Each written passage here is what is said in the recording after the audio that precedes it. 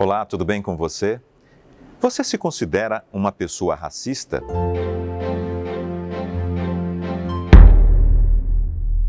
Se você respondeu que não, talvez esta seja uma forma de negar uma realidade que é intrínseca a todos nós.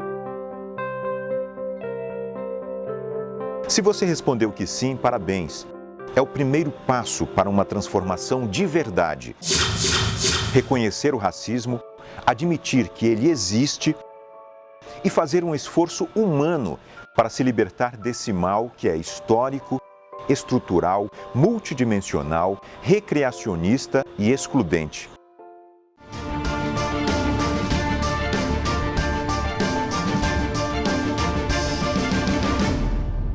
De tempos em tempos, a gente acompanha pelos meios de comunicação manifestações de racismo em estádios de futebol. No mundo do esporte, isso é bastante recorrente. Mas agora há um fato mais preocupante: é a disseminação de falas racistas em casas legislativas. Tivemos aqui em São Paulo dois casos grotescos. Na Câmara de Vereadores de São Paulo, o vereador Camilo Cristófaro teve um áudio vazado durante uma sessão virtual em que ele afirma dentro de um determinado contexto: isso é coisa de preto. E na Assembleia Legislativa de São Paulo, o deputado Wellington Moura, do Republicanos, se dirigiu a uma colega negra, a deputada Mônica Seixas, do PSOL, da seguinte forma: vou colocar um cabresto na sua boca. Para falar sobre essas e outras questões, nós convidamos a advogada Alessandra Benedito, que é atuante na luta pela igualdade racial, professora e pesquisadora na área de racismo e mercado de trabalho, consultora na área de inclusão racial dentro das organizações. Professora, essas duas falas racistas são casos isolados ou elas representam a manifestação clara e desavergonhada da naturalização do racismo nas instituições?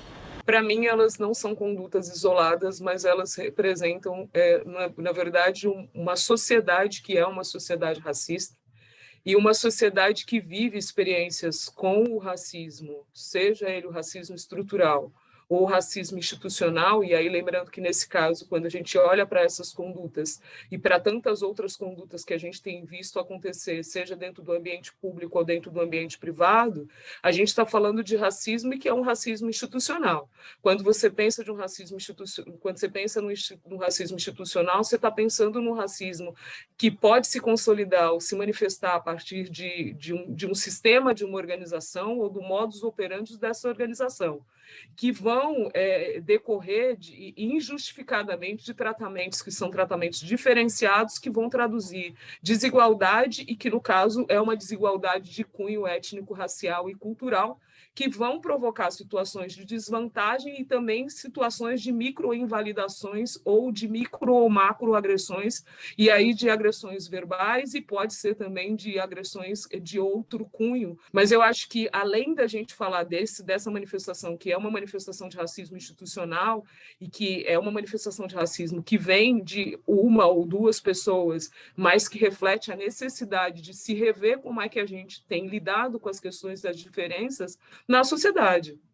Ele é reflexo de uma sociedade que é racista e que está se descobrindo como alguém que precisa se transformar muito tardiamente, porque a questão racial ela é uma questão que nos impacta cotidianamente e que a cada nova notícia ela nos assusta e nos deixa apavorado com a profundidade disso, mas que efetivamente é uma sociedade que pouco tem feito para que a gente lide com o racismo, com esse processo de racionalização que exclui, que coloca as pessoas em condição de inferioridade. Quando a gente pensa nessas condutas dentro de um órgão que é um órgão público, a gente tem uma situação que se assevera, e eu não diria que é pior do que está acontecendo, por exemplo, nos espaços privados, mas eu diria para você que a gente tem uma sociedade que precisa rever como trata as coisas e que é inadmissível que a gente tenha condutas como essa em qualquer espaço, seja ele um espaço público ou um espaço privado. Na atualidade, aqui no Brasil, o que alimenta esse tipo de manifestação tão explícita e descarada?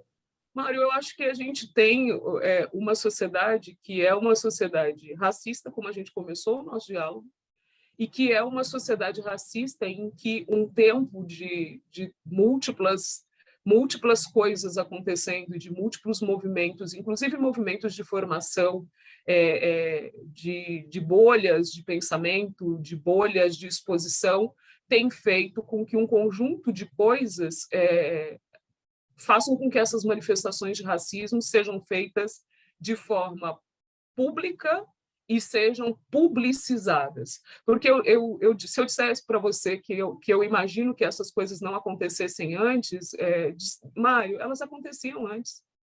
Elas sempre aconteceram. Não dá para dizer para você que elas estão acontecendo agora. Eu diria para você que elas estão acontecendo e ganhando espaço na mídia, espaços que elas não tinham antes. E que eu acho que tem uma outra coisa acontecendo com com o Brasil e com a sociedade brasileira, que é um movimento, inclusive de despertar e de querer saber mais sobre os impactos do racismo no Brasil, em razão de uma série de coisas que vêm acontecendo nos últimos anos. O Brasil, assim como outros países do mundo, foi muito impactado pela morte do George Floyd, como se nós, no nosso país, nós não tivéssemos mortes todos os dias por violência, e com isso eu não estou diminuindo o impacto da morte, porque era um ser humano, assim como tantos outros que morrem aqui no Brasil. Mas o que eu acho que aconteceu com aquela morte? Toda aquela comoção que nos tomou, não só a nós, mas como em outros lugares do mundo, também fez com que ganhasse visibilidade a questão racial no Brasil. E você tem uma coisa acontecendo, que são grandes pensadores brasileiros, homens e mulheres negros e negras, que também têm publicizado conceitos e publicizado coisas que não eram publicizadas antes. E de uma forma, de uma leitura que é uma leitura democrática, para quem quiser saber. Né? A gente tem autores e autoras negras do direito e da sociologia e da economia escrevendo e dando publicidade para que as pessoas consigam entender de que forma que a complexidade do racismo nos afeta, olhando para as questões sociais, para as questões culturais, para as questões políticas, para as questões religiosas, para as questões históricas, e parando de desculpar, como a gente ouviu diversas vezes, que o racismo é uma questão cultural. Desculpa, o racismo não é uma questão cultural apenas. O racismo ele é uma estrutura que cria conexões, e conexões muito bem organizadas para garantir que o privilégio se mantenha nas mãos de quem sempre esteve. E a grande dificuldade para aqueles que compreendem o racismo ou para aqueles que não compreendem o racismo, seja por omissão ou por ignorância, é justamente essa de ficar se questionando quais são os privilégios de poder que eu vou perder se eu efetivamente me abrir para a perspectiva de que todos devem ter lugar ao sol. Num país em que você tem mais de 56% da população que se declara preta e parda, e que os números da desigualdade que gritam hoje, em todos esses eventos que a gente tem visto acontecer, esses números da desigualdade, eu sempre digo que para os descrentes, eles estão aí, e eles estão cotados estatisticamente pelos órgãos que são responsáveis por olhar para a estrutura socioeconômica e política do país. Então, não dá para a gente acreditar que essas manifestações escancaradas, elas nunca existiram, mas eu acho que elas nunca foram publicizadas com tanta veemência. É sobre isso. Para além de outros fenômenos que a gente tem visto acontecendo nos espaços públicos, políticos e privados como um todo. O filósofo Silvio de Almeida fala de racismo estrutural. Muito mais do que a ação de indivíduos com motivações pessoais, o racismo ele está infiltrado nas instituições e na cultura. O sociólogo Gessé Souza ele também fala em racismo multidimensional, que cria máscaras ou simulacros para passar a mensagem de que o racismo morreu ou que ele não existe. A senhora entende que a responsabilização jurídica ela é suficiente para que a sociedade deixe de ser uma máquina produtora de desigualdade racial? Ela é um elemento importantíssimo para garantir a mudança de comportamento, mas ela definitivamente não é o único caminho para que essa mudança de comportamento aconteça, de jeito nenhum. Por quê? Porque a gente precisa de mudanças que são mudanças na base. Quando a gente pensa nessa ideia, Mário, de racismo estrutural, ele é um tipo de racismo que mantém, a despeito das formas de expressão, sentimento, manifestações individuais do racismo, ela está arraigada na estrutura que é a estrutura política, econômica, social e jurídica do país. A gente está olhando para um pacote que vem no todo e que, portanto, se naturaliza. Então, ter estrutura legislativa e normativa que preveja a punição do racismo, ou seja, o direito antidiscriminatório e compreender as dinâmicas do direito antidiscriminatório são essenciais.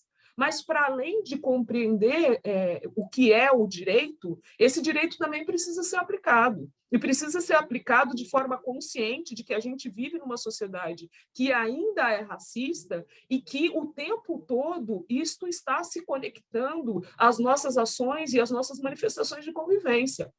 E que o tempo todo essa desigualdade que se materializa, seja desigualdade econômica, seja desigualdade social, seja injustiça social, seja por vias das múltiplas facetas do racismo e da violência racializada que se estabelece no nosso país, que a gente precisa mudar o nosso comportamento, que a gente precisa tratar por vias de educação, que a gente precisa rever as políticas públicas e políticas de ações afirmativas, que a gente precisa garantir um processo de conscientização de um povo em relação a quem somos, como estamos e quais são os impactos do racismo para a sociedade de uma forma geral. E aí, pensando nisso tudo e respondendo a tua pergunta em relação a se as leis são suficientes para garantir um processo que gere essa transformação ou que venha dirimir essa conduta racista que permeia a sociedade brasileira, eu diria para você, não, e do jeito que a gente começou, não, elas não são suficientes.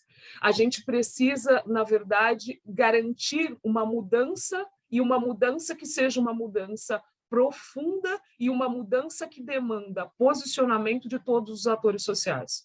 E quando a gente fala de uma mudança que demanda posicionamento de todos os atores sociais, a gente está falando numa mudança que precisa ter um compromisso público, que precisa ter um compromisso de toda a base educacional, que precisa ter um compromisso de quem explora a atividade comercial, que precisa ter um compromisso de quem explora a atividade econômica e produtiva de uma forma geral, e que precisa ter um compromisso e um processo de conscientização de toda a sociedade. E, Mário, quando eu te digo isso, a gente não precisa nem usar ferramentas que sejam ferramentas distintas daquelas que a gente já tem dispostas na própria legislação existente. Quando as pessoas perguntam para mim, nós precisaríamos de outros institutos normativos que pudessem fundamentar e garantir condutas não racistas, eu acho que a gente até podia pensar em aprimoramento. Mas se nós conseguíssemos dar efetividade aos institutos que a gente já tem, eu garanto que nós estaremos muito mais avançados nessa pauta e nós teríamos uma sociedade muito menos desigual em razão das condutas que colocam indivíduos em condição de inferioridade em razão da cor da sua pele ou do seu fenótipo. O assunto está muito interessante e ainda tem muita coisa para a gente abordar nessa entrevista com a doutora Alessandra Benedito. A gente vai fazer um rápido intervalo comercial e volta em 1 minuto com mais questões envolvendo o tema do racismo no Brasil. É já já.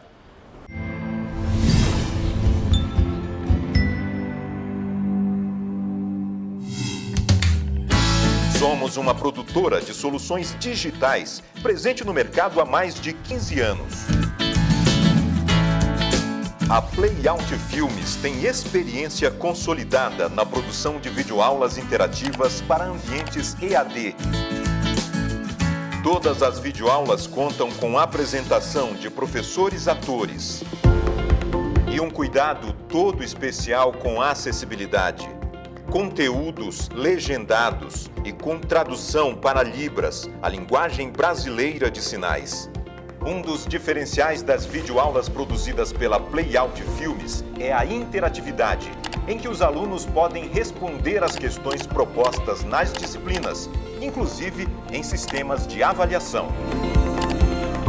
Conteúdos dinâmicos, apresentados de forma animada, com o recurso de whiteboard. Produza as suas videoaulas com a Playout Filmes, a máxima qualidade para o ambiente EAD.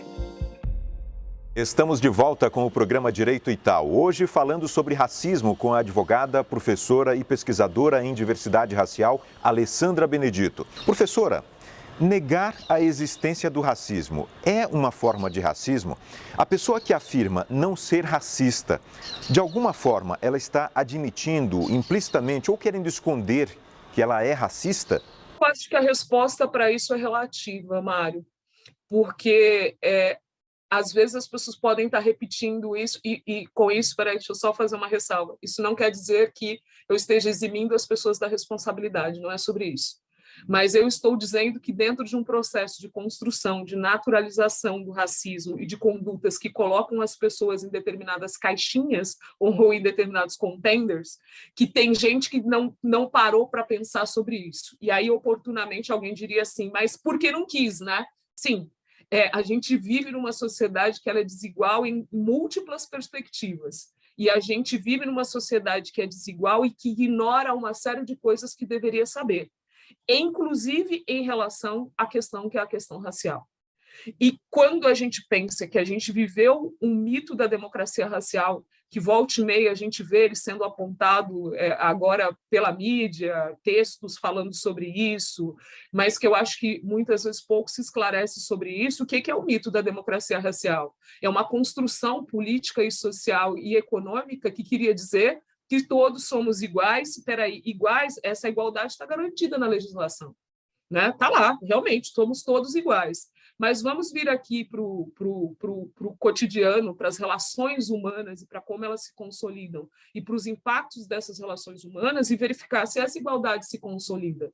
E hoje, quando a gente fala de diversidade, muito mais do que falar de igualdade e de igualdade formal, que é aquela que está garantida na lei, a gente também está falando de igualdade material, que é aquela garantida aqui para todos. A gente está falando de equidade. Quando a gente fala de equidade, a gente está falando de desigualar para igualar. E a nossa sociedade ainda tem muita dificuldade, muita desinformação em relação ao que é tudo isso. Haja visto que esse ano a gente vai discutir a lei de cotas e a gente tem visto manifestações em relação a isso. As pessoas, cotas, para que vão fazer cotas, colocando, vão fazer cotas sociais e não cotas raciais. A gente pode pensar em políticas públicas, em políticas de ações afirmativas para todos os grupos. O que não dá para fazer é negar o racismo e, por isso, todas as ações que são necessárias para combatê-los, em razão de que você quer colocar um outro grupo no lugar deste ou daquele. Considerando tudo isso, esse conjunto de manifestações racistas, o que poderia ser feito? De que forma o Brasil poderia combater esse racismo? É uma questão de política pública? Você me permite falar um pouquinho de racismo recreativo antes de fechar na pergunta? Esse conceito de racismo recreativo ele é muito bem explicado pelo professor Adilson José Moreira. Ele tem um livro da coleção Feminismos Plurais, que explica bem essa ideia de racismo recreativo. Mas eu acho que é importante, porque você trouxe na tua fala dois grupos que sempre usaram dessas estratégias para se divertir, e não raras vezes, se você for perguntar para alguém que faz piada sem graça de cunho étnico-racial, seja no ambiente de trabalho, seja num evento esportivo, ou seja num evento dentro desses órgãos públicos que a gente trouxe para essa entrevista, ele vai dizer que estava brincando, ele vai dizer que eu fui educado assim. Então, a gente está falando de um processo que é um processo de humorização, de preconceito étnico-racial, que, através de piadas, brincadeiras, comentários, valores tendenciosos a camuflar o racismo, e que, no final das contas, reproduz e consolida esse processo de racialização e de inferiorização do outro em razão do conjunto de características que as pessoas têm. A gente está falando de mecanismos que são mecanismos ofensivos, que vão impactar na autoestima, que vão impactar na existência, que vão impactar na inferiorização, que vão impactar na marginalização de grupos que são grupos minorizados.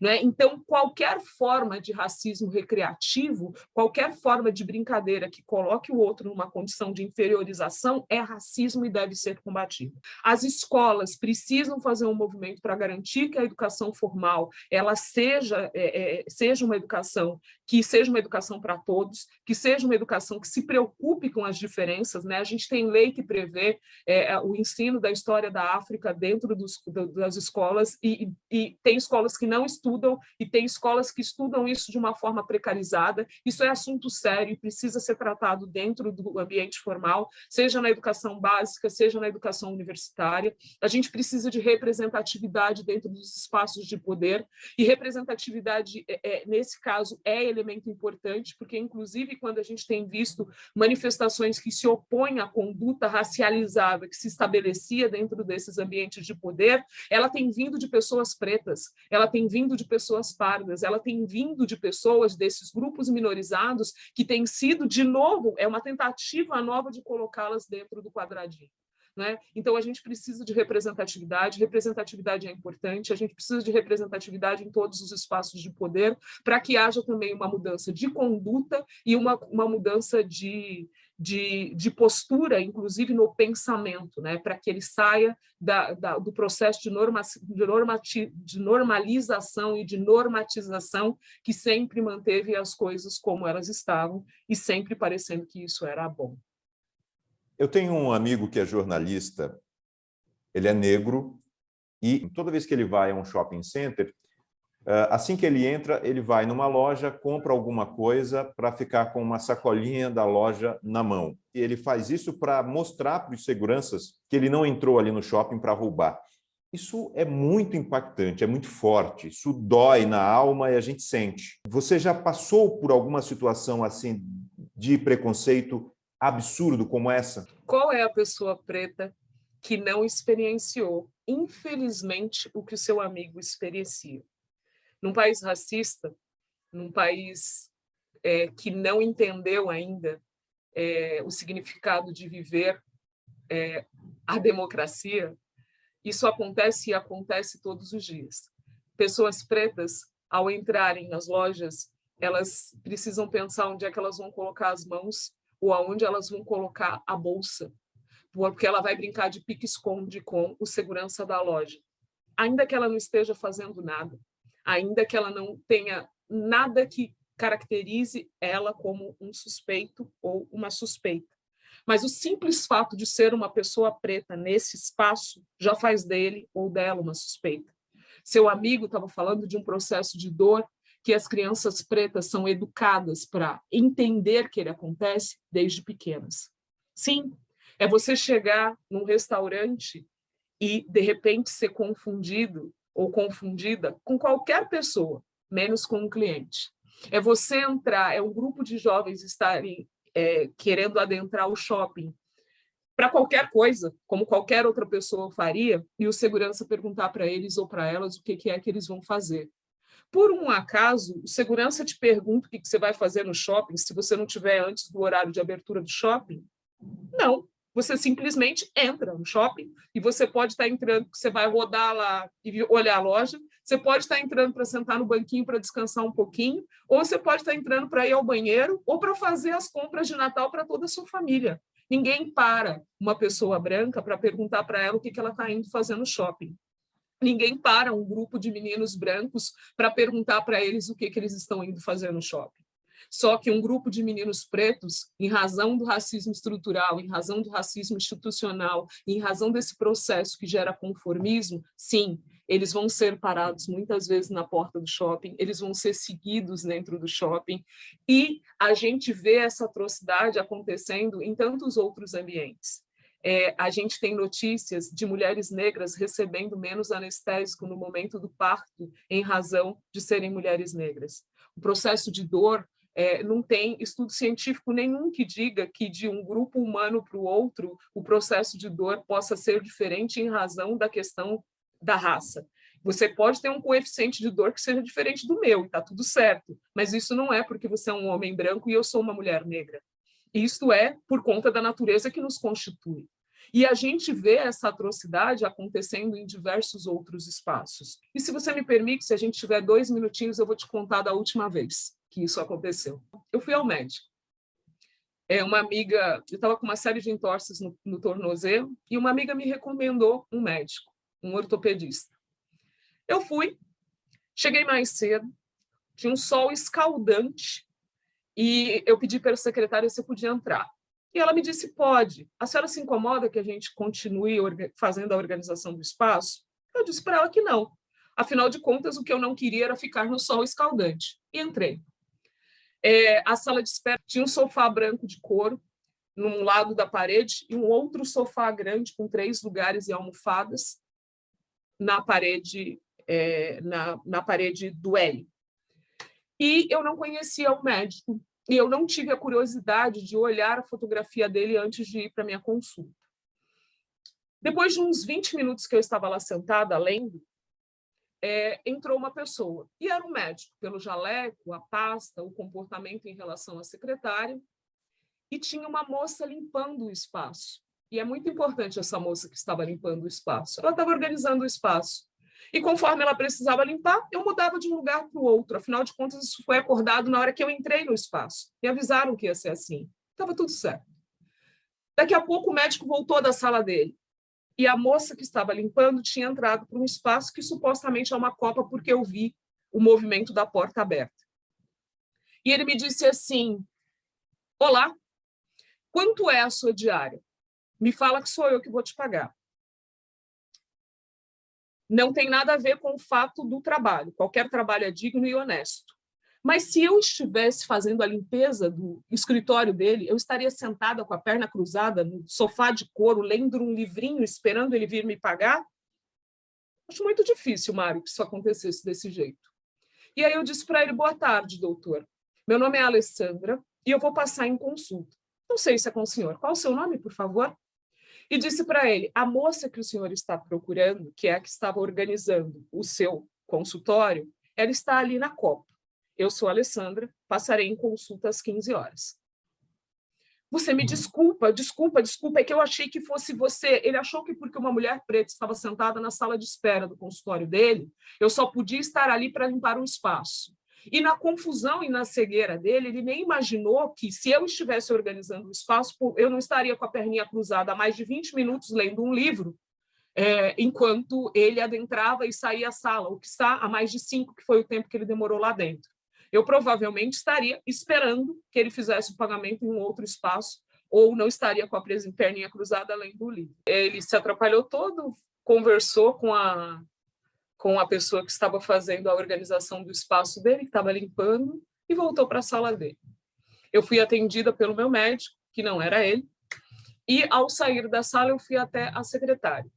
Antes que eu pudesse abrir a boca, a cor da pele dela já havia sumido, depois ficado totalmente vermelha, e ela me disse, é sobre o ocorrido aqui na sala de espera? Eu falei, a senhora não precisa ligar, não, ele é assim mesmo. A gente já conversou com ele um monte de vezes pedindo para que ele não fizesse isso, que não falasse, mas não tem jeito, é assim mesmo, ele está brincando. Eu disse, não, ele não está brincando. A conduta dele tem nome e é racismo. A senhora tem o e-mail dele? Tenho, mas eu falei, a senhora pode ficar tranquila, eu não vou comprometê-la. Eu quero escrever para ele. Eu falei, o melhor, ele está com paciente? Ela disse, não, ele não está com paciente. Então, a senhora me faça um favor, diga para ele que tem uma pessoa aqui fora que quer conversar com ele. E a moça saiu, meio atrapalhada, mas foi lá e disse a ele, doutora, ela deve ter, eu não sei o que ela disse a ele, mas ela deve ter dito para ele que tinha alguém que queria falar com ele. E, ao chegar, ele estava na sala dele, a mesa virada para a janela, então ele virou a cadeira para mim e disse, a respeito do ocorrido lá fora? Não, eu pessoalmente tenho amigos negros, a moça que trabalha lá em casa é preta, e é como se fosse da nossa família. Conclusão, ele usou todos os argumentos racistas que as pessoas usam para dizer que não são racistas para mim. E eu sou doutor, eu sou professor da Faculdade de Medicina da instituição X, eu sou doutor. Eu disse assim, se é pelo título, eu também o tenho. E a discussão aqui não é o título, até porque, justamente em razão de tê-lo, é que a gente deveria ter consciência de como é que a gente deve tratar as pessoas. Mas a gente não está discutindo titulação. O senhor é doutor e eu também sou. A gente está falando de racismo. E se eu não viesse aqui para falar com o senhor, eu estaria contradizendo aquilo que eu faço todos os dias, que é preparar meninos e meninas para ter uma vida melhor e uma vida no qual eles cobrem dignidade e eles cobrem dias melhores para a vida deles. Não, mas não foi nada disso, a senhora entendeu errado. Eu falei, eu não entendi errado, eu entendi muito certo. E foi por isso que eu voltei aqui para conversar com o senhor. Passar muito bem. E quando eu saí daquela sala, eu podia ter saído dali e ter tomado outras providências para publicizar isso. Mas era só sobre não deixar que aquilo se repetisse com outras pessoas. Talvez, quando ele vê alguém sentado no sofá dele agora, ele vai perguntar para a secretária, talvez, quem que é a pessoa que estava sentada ali, se é com aquela que ele deva falar, né? Mas se eu não tivesse feito isso, Mário, literalmente eu estaria contradizendo aquilo que eu acredito e aquilo pelo qual eu luto e trabalho todos os dias, que é por dias melhores. Então, sim, o seu amigo jornalista representa milhares de brasileiros que vivem um contexto de ter que comprar sem precisar, de ter que carregar bolsas em lugar onde as pessoas vejam, de ter que manter as mãos onde pessoas vejam, de ter que tomar anestesias em quantidade menor, simplesmente porque é uma mulher negra. Doutora Alessandra, muito obrigado por essa entrevista muito importante. De nada, Mário. Eu agradeço pela oportunidade. E é lembrar que combater o racismo não é uma questão de bondade, mas é uma questão de compromisso político, social, em prol da democracia, e é o que nos faz humanos, né? A gente está esquecendo o que é ser humano. Obrigada pela oportunidade. Bom trabalho.